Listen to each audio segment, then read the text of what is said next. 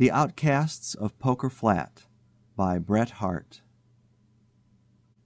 As Mr. John Oakhurst, gambler, stepped into the main street of Poker Flat on the morning of the 23rd of November, 1850, he was conscious of a change in its moral atmosphere since the preceding night.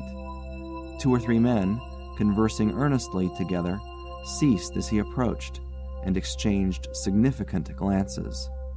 There was a Sabbath lull in the air which, in a settlement unused to Sabbath influences, looked ominous. Mr. Oakhurst's calm, handsome face betrayed small concern in these indications. Whether he was conscious of any predisposing cause was another question. "I reckon they're after somebody," he reflected. "Likely it's me." He returned to his pocket the handkerchief with which he had been whipping away the red dust of Poker Flat from his neat boots, and quietly discharged his mind of any further conjecture. In point of fact, Poker Flat was after somebody. It had lately suffered the loss of several $1,000s, 2 valuable horses, and a prominent citizen. It was experiencing a spasm of virtuous reaction, quite as lawless and ungovernable as any of the acts that had provoked it. A secret committee had determined to rid the town of all improper persons. This was done permanently in regard to 2 men who were then hanging from the boughs of a sycamore in the gulch, and temporarily in the banishment of certain other objectionable characters. I regret to say that some of these were ladies. It is but due to the sex, however, to state that their impropriety was professional, and it was only in such easily established standards of evil that Poker Flat ventured to sit in judgment. Mr. Oakhurst was right in supposing that he was included in this category. A few of the committee had urged hanging him as a possible example, and a sure method of reimbursing themselves from his pockets of the sums he had won from them. "It's agin justice," said Jim Wheeler, "to let this yer young man from Roaring Camp, an entire stranger, carry away our money." But a crude sentiment of equity residing in the breasts of those who had been fortunate enough to win from Mr. Oakhurst overruled this narrower local prejudice. Mr. Oakhurst received his sentence with philosophic calmness, none the less coolly that he was aware of the hesitation of his judges. He was too much of a gambler not to accept fate. With him, life was at best an uncertain game, and he recognized the usual percentage in favor of the dealer. A body of armed men accompanied the deported wickedness of Poker Flat to the outskirts of the settlement. Besides Mr. Oakhurst, who was known to be a coolly desperate man, and for whose intimidation the armed escort was intended, the expatriated party consisted of a young woman familiarly known as the Duchess, another who had won the title of Mother Shipton, and Uncle Billy, a suspected sluice robber and confirmed drunkard. The cavalcade provoked no comments from the spectators, nor was any word uttered by the escort. Only, when the gulch which marked the uttermost limit of Poker Flat was reached, the leader spoke briefly and to the point. The exiles were forbidden to return at the peril of their lives. As the escort disappeared, their pent-up feelings found vent in a few hysterical tears from the Duchess, some bad language from Mother Shipton, and a Parthian volley of expletives from Uncle Billy. The philosophic Oakhurst alone remained silent. He listened calmly to Mother Shipton's desire to cut somebody's heart out, to the repeated statements of the Duchess that she would die in the road, and to the alarming oaths that seemed to be bumped out of Uncle Billy as he rode forward. With the easy good humor characteristic of his class, he insisted upon exchanging his own riding horse, 5-Spot, for the sorry mule which the Duchess rode. But even this act did not draw the party into any closer sympathy. The young woman readjusted her somewhat draggled plumes with a feeble, faded coquetry. Mother Shipton eyed the possessor of 5-Spot with malevolence, and Uncle Billy included the whole party in one sweeping anathema. The road to Sandy Bar, a camp that, not having as yet experienced the regenerating influences of Poker Flat, consequently seemed to offer some invitation to the emigrants, lay over a steep mountain range. It was distant a day's severe travel. In that advanced season, the party soon passed out of the moist, temperate regions of the foothills into the dry, cold, bracing air of the Sierras. The trail was narrow and difficult. At noon, the Duchess, rolling out of her saddle upon the ground, declared her intention of going no farther, and the party halted. The spot was singularly wild and impressive, a wooded amphitheater surrounded on three sides by precipitous cliffs of naked granite, sloped gently toward the crest of another precipice that overlooked the valley. It was undoubtedly the most suitable spot for a camp, had camping been advisable, but Mr. Oakhurst knew that scarcely half the journey to Sandy Bar was accomplished, and the party were not equipped or provisioned for delay. This fact he pointed out to his companions curtly, with a philosophic commentary on the folly of throwing up their hands before the game was played out. But they were furnished with liquor, which in this emergency stood them in place of food, fuel, rest, and prescience. In spite of his remonstrances, it was not long before they were more or less under its influence. Uncle Billy passed rapidly from a bellicose state into one of stupor. The Duchess became maudlin, and Mother Shipton snored.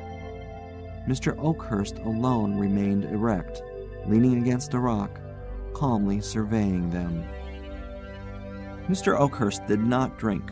It interfered with a profession which required coolness, impassiveness, and presence of mind, and, in his own language, he couldn't afford it. As he gazed at his recumbent fellow exiles, the loneliness begotten of his pariah trade, his habits of life, his very vices, for the first time seriously oppressed him. He bestirred himself in dusting his black clothes, washing his hands and face, and other acts characteristic of his studiously neat habits, and for a moment forgot his annoyance. The thought of deserting his weaker and more pitiable companions never perhaps occurred to him. Yet he could not help feeling the want of that excitement which, singularly enough, was most conducive to that calm equanimity for which he was notorious.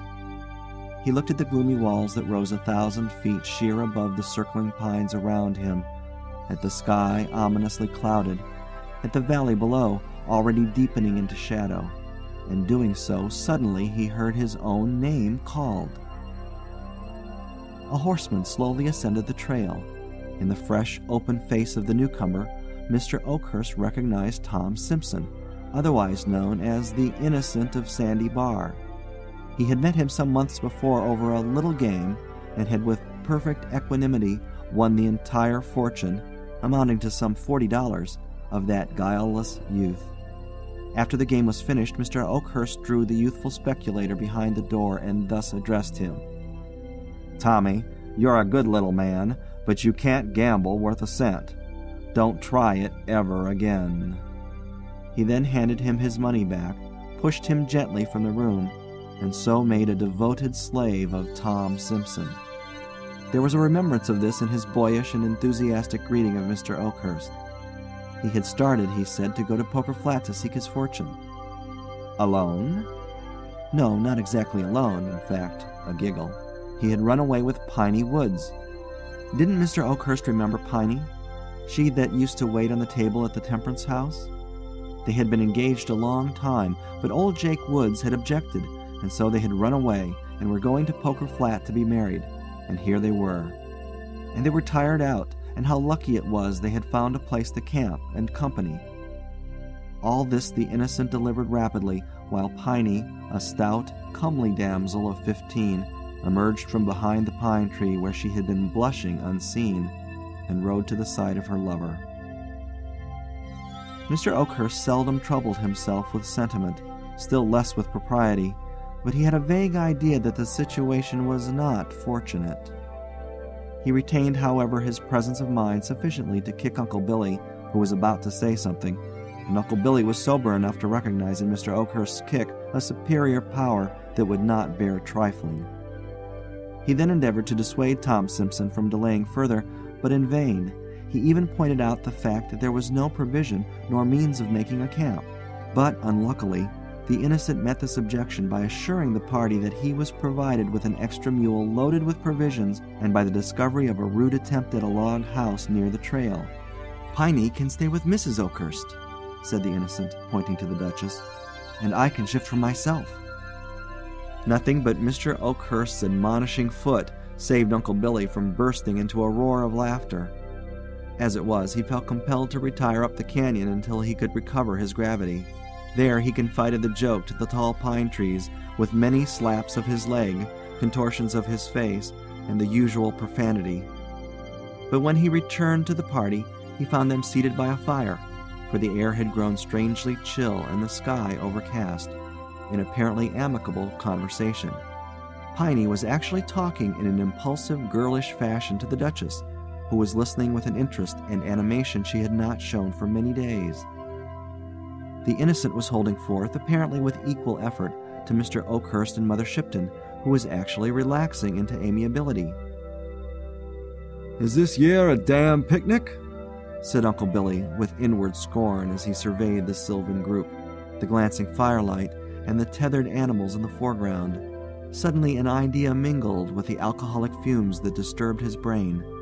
It was apparently of a jocular nature, for he felt impelled to slap his leg again and cram his fist into his mouth. As the shadows crept slowly up the mountain, a slight breeze rocked the tops of the pine trees and moaned through their long and gloomy aisles. The ruined cabin, patched and covered with pine boughs, was set apart for the ladies. As the lovers parted, they unaffectedly exchanged a kiss, so honest and sincere that it might have been heard above the swaying pines. The frail Duchess and the malevolent Mother Shipton were probably too stunned to remark upon this last evidence of simplicity, and so turned without a word to the hut. The fire was replenished, the men lay down before the door, and in a few minutes were asleep. Mr. Oakhurst was a light sleeper. Toward morning he awoke benumbed and cold. As he stirred the dying fire, the wind, which was now blowing strongly, brought to his cheek that which caused the blood to leave it. Snow. He started to his feet with the intention of awakening the sleepers, for there was no time to lose. But turning to where Uncle Billy had been lying, he found him gone. A suspicion leaped to his brain and a curse to his lips. He ran to the spot where the mules had been tethered. They were no longer there. The tracks were already rapidly disappearing in the snow. The momentary excitement brought Mr. Oakhurst back to the fire with his usual calm. He did not waken the sleepers. The innocent slumbered peacefully, with a smile on his good-humored, freckled face. The virgin Piney slept beside her frailer sisters as sweetly as though attended by celestial guardians. And Mr. Oakhurst, drawing his blanket over his shoulders, stroked his mustache and waited for the dawn. It came slowly in a whirling mist of snowflakes that dazzled and confused the eye. What could be seen of the landscape appeared magically changed. He looked over the valley and summed up the present and future in 2 words: snowed in. A careful inventory of the provisions, which, fortunately for the party, had been stored within the hut and so escaped the felonious fingers of Uncle Billy, disclosed the fact that with care and prudence they might last 10 days longer. "That is," said Mr. Oakhurst, sotto voce to the innocent, "if you're willing to board us. If you ain't, and perhaps you better not, you can wait till Uncle Billy gets back with provisions." For some occult reason, Mr. Oakhurst could not bring himself to disclose Uncle Billy's rascality, and so offered the hypothesis that he had wandered from the camp and had accidentally stampeded the animals. He dropped a warning to the Duchess and Mother Shipton, who of course knew the facts of their associate's defection. "They'll find out the truth about us all when they find out anything," he added significantly, "and there's no good frightening them now." Tom Simpson not only put all his worldly store at the disposal of Mr. Oakhurst, but seemed to enjoy the prospect of their enforced seclusion. "We'll have a good camp for a week, and then the snow will melt, and we'll all go back together." The cheerful gaiety of the young man and Mr. Oakhurst's calm infected the others. The innocent, with the aid of pine boughs, extemporized the thatch for the roofless cabin, and the Duchess directed Piney in the rearrangement of the interior with a taste and tact that opened the blue eyes of that provincial maiden to their fullest extent. "I reckon now you're used to fine things at Poker Flat," said Piney. The Duchess turned away sharply to conceal something that reddened her cheeks through its professional tint, and Mother Shipton requested Piney not to chatter. But when Mr. Oakhurst returned from a weary search for the trail, he heard the sound of happy laughter echoed from the rocks. He stopped in some alarm, and his thoughts first naturally reverted to the whiskey, which he had prudently cached.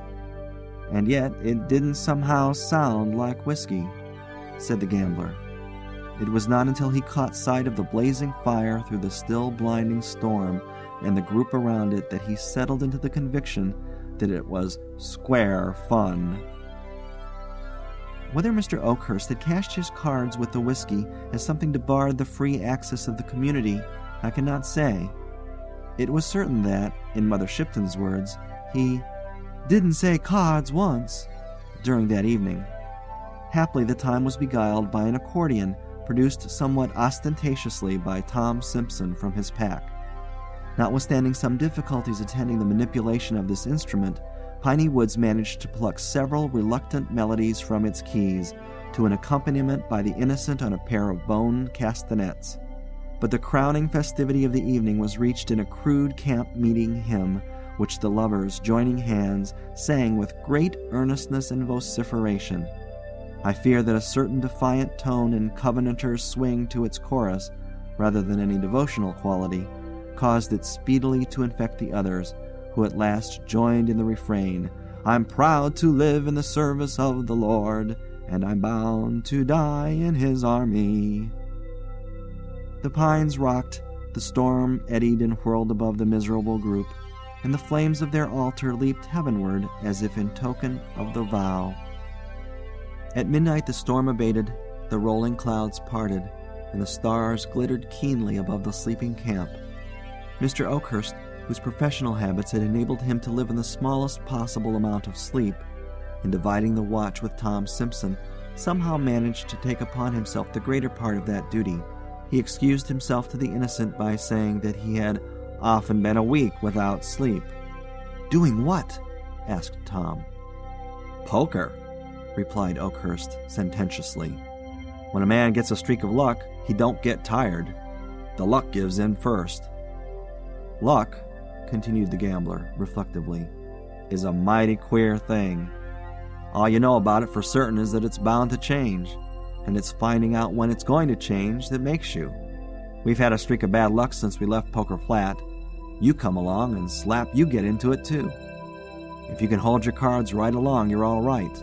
For," added the gambler, with cheerful irreverence, "I'm proud to live in the service of the Lord, and I'm bound to die in His army."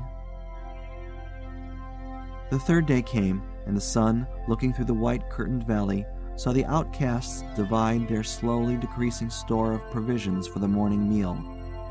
It was one of the peculiarities of that mountain climate that its rays diffused a kindly warmth over the wintry landscape, as if in regretful commiseration of the past. But it revealed drift on drift of snow piled high around the hut, a hopeless, uncharted, trackless sea of white lying below the rocky shores to which the castaways still clung. Through the marvelously clear air the smoke of the pastoral village of Poker Flat rose miles away. Mother Shipton saw it, and from a remote pinnacle of her rocky fastness hurled in that direction a final malediction. It was her last vituperative attempt, and perhaps for that reason was invested with a certain degree of sublimity. It did her good, she privately informed the Duchess. "Just you go out there and cuss and see." She then set herself to the task of amusing the child, as she and the Duchess were pleased to call Piney. Piney was no chicken, but it was a soothing and original theory of the pair thus to account for the fact that she didn't swear and wasn't improper. When night crept up again through the gorges, the reedy notes of the accordion rose and fell in fitful spasms and long-drawn gasps by the flickering campfire. But music failed to fill entirely the aching void left by insufficient food, and a new diversion was proposed by Piney, storytelling. Neither Mr. Oakhurst nor his female companions caring to relate their personal experiences, this plan would have failed too but for the Innocent. Some months before, he had chanced upon a stray copy of Mr. Pope's ingenious translation of the Iliad. He now proposed to narrate the principal incidents of that poem, having thoroughly mastered the argument and fairly forgotten the words, in the current vernacular of Sandy Bar. And so, for the rest of that night, the Homeric demigods again walked the earth. Trojan bully and wily Greek rustled in the winds, and the great pines in the canyon seemed to bow to the wrath of the son of Peleus.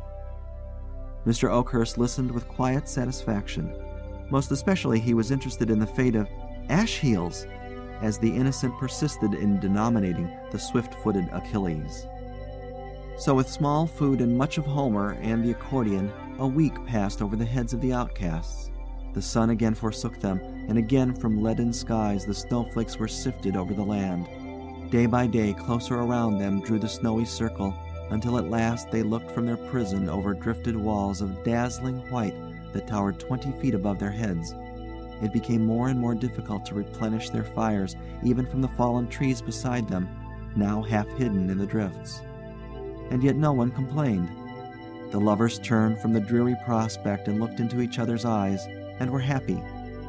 Mr. Oakhurst settled himself coolly to the losing game before him. The Duchess, more cheerful than she had been, assumed the care of Piney.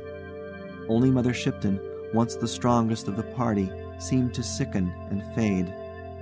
At midnight on the 10th day, she called Oakhurst to her side.